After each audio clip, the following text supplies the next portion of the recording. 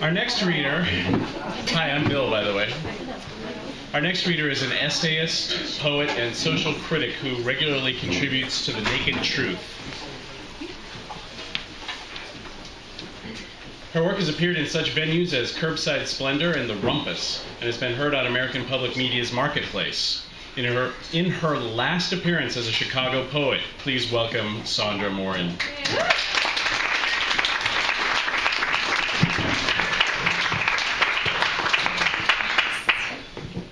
Yeah, that's good. Thanks. Thank you all. That was really great. That was a great reading. I have a little bit of a cold, so I hope that I don't have a coughing fit. I'm trying to keep it at bay. That's why the whiskey's here. Not the beer, sadly. Use it as you need it. Orcas. Or orcas.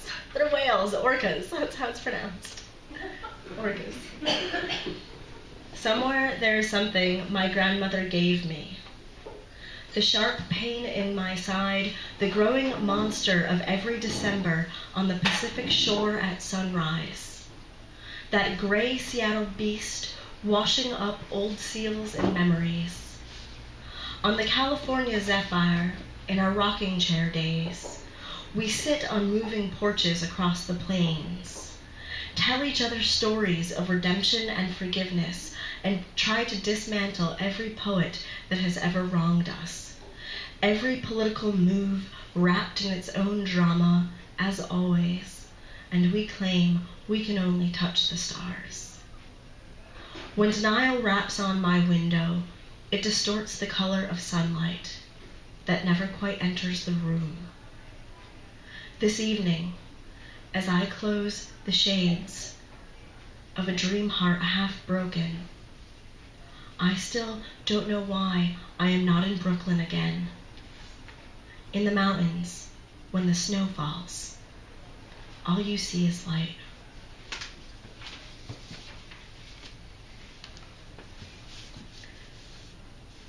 Books and baths. In the laundry foyer, a whirlpool spin cycle pivots back and forth atop linoleum tiling. Glue pushes between the cracks, sticks to the toes in early morning, and awaits the appliance man to fix this mess.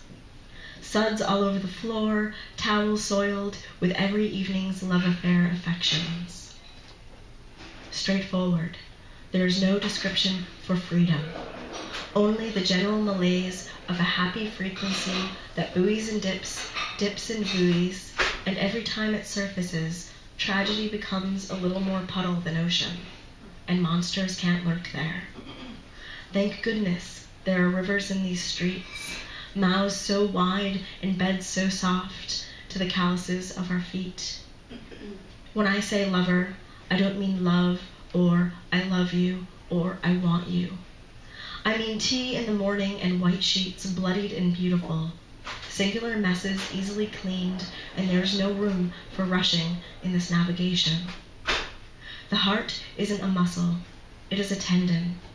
Its dreams stretched out on the table where ghost chairs keep company of greens, always a little bit dashed with radish for the sake of color. And when I fold my book over the edge of the bath, The Master and Margarita, there is Joseph's black cat on the cover, chasing the tails of so many someones that we get to be grateful to be ours.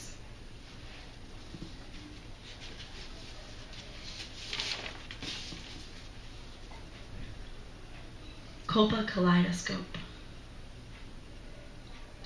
She thinks herself lucky spinning, space where her line bends, barreling forward into the unknown where microscopic specimens await trial for offenses not yet made. Snippets of organ, defiance, and defense. Her dress, flesh peach, maudlin knit embroidery. She thinks herself pretty, revolution masked in a dime for every love song she's ever willed herself to sing. The evening black with wine and roses, hope for the sallow, hollow legs. She sachets back and forth beyond the table. Her dress, flesh peach, maudlin knit embroidery. From the view above the fluorescence, the colposcope is outdated avocado. Green women dream of instruments more elegant than masculine design. Something feminine in sterling. The sex appeal of iodine. Something, her dress. Flesh peach, maudlin, knit embroidery.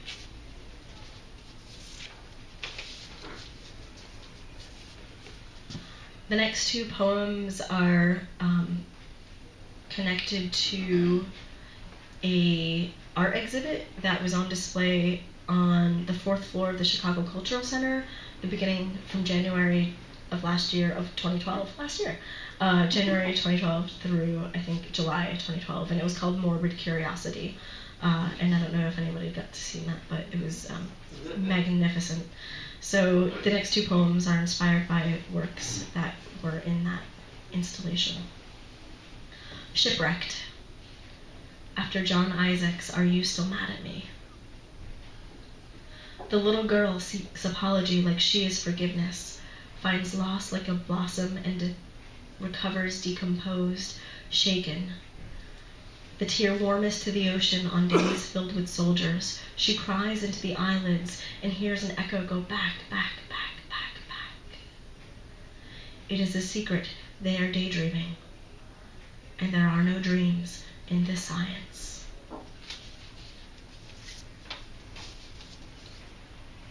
This one is a Japanese tanka, which is probably my favorite for. Just one more for the dead. What a time the corpse is having.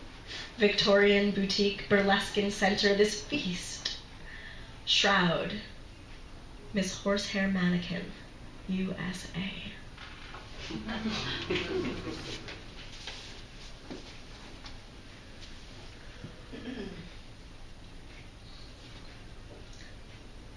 This Darkling Cavalier. It's about addiction and sisters, which may or may not be clear. When my sister calls, the anger through the phone screeches. Before I can pull the stops, the connection tightens hearts into summer birthdays. The card I sent her early July, not enough to kennel her dog, secure her new apartment. And I think one of us owes the other an apology until she pummels me. It's not like when we were 10 or I was 10 or she was 10. Animals who are ours but are not ours, lions and zebras on some plane of mercy. There is so much hatred, I worry the self gets stuck somewhere. It is that way with addiction. The gradual catastrophe of a spiral met halfway between bottom and someone else's hand on the small of your back. The other side is reaching so high in a way that it's some concession that once you start rising, you never stop.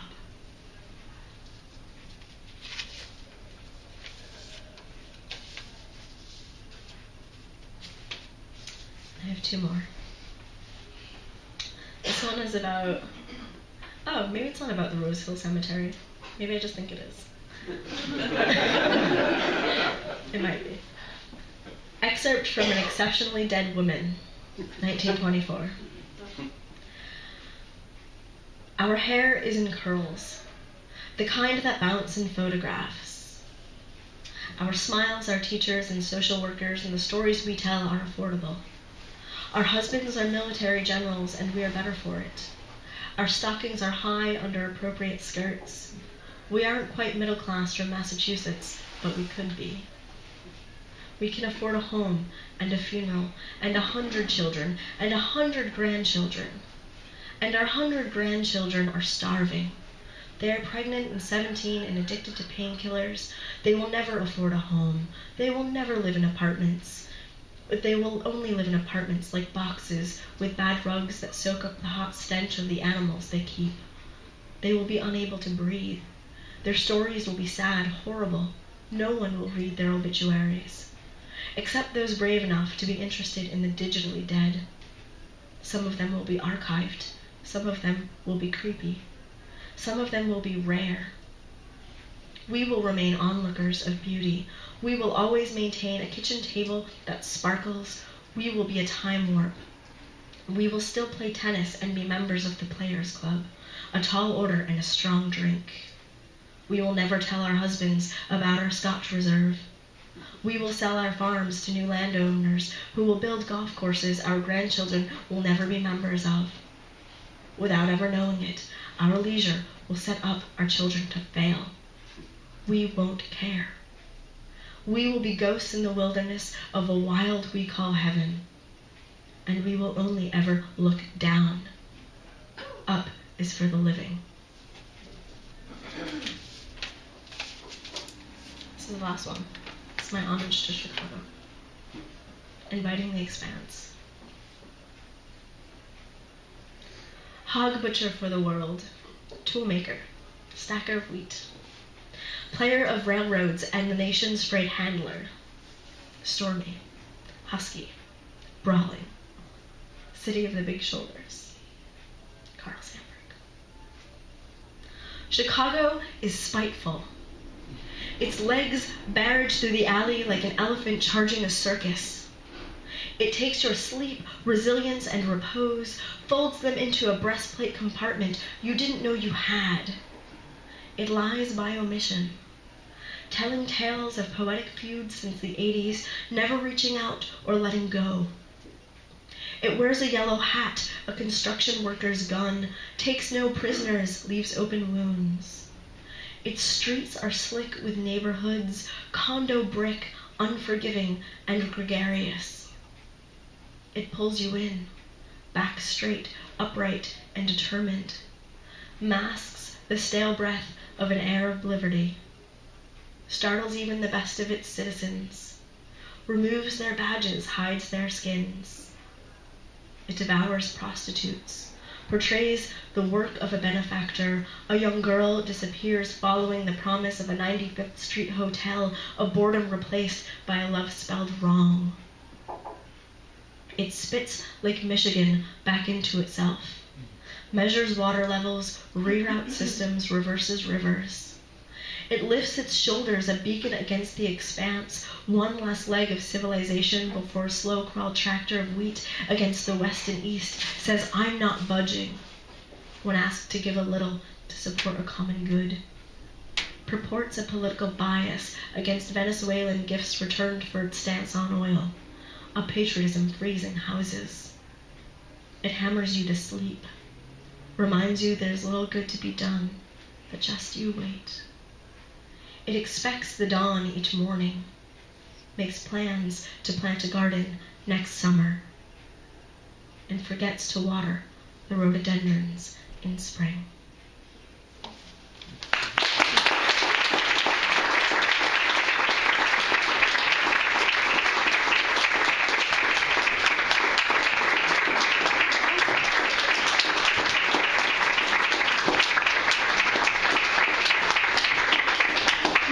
Sondra, thank you so much.